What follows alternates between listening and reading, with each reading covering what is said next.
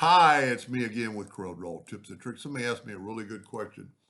They're using this and they're using the dotted or dashed line. So let's make it 36 points. Go up here to like a longer dash, but they're not equal or even.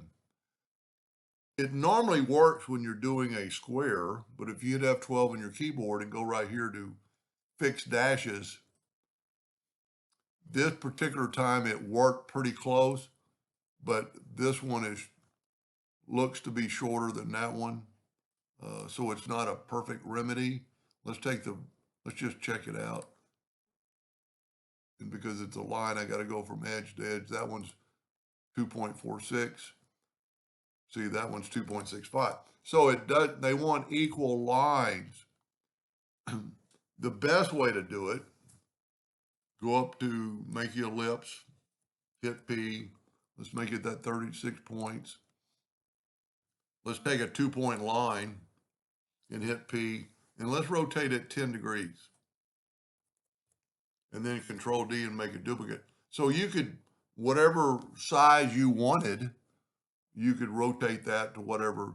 I'm going to take the virtual segment delete key and delete all these, delete that line. And because we're working in the center of the page, we can go Control D, alternate C, which basically puts it in the center rotation, and rotate it 40 degrees, and then Control D. So all these are equal.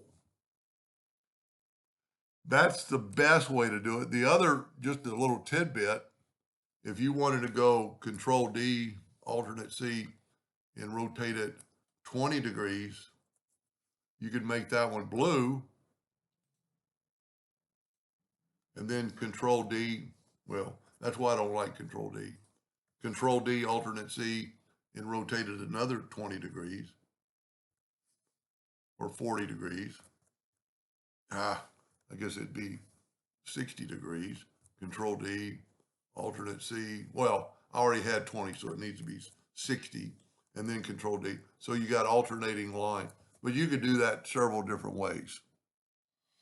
Anyway, I hope that helped them a little bit. Thank you for watching.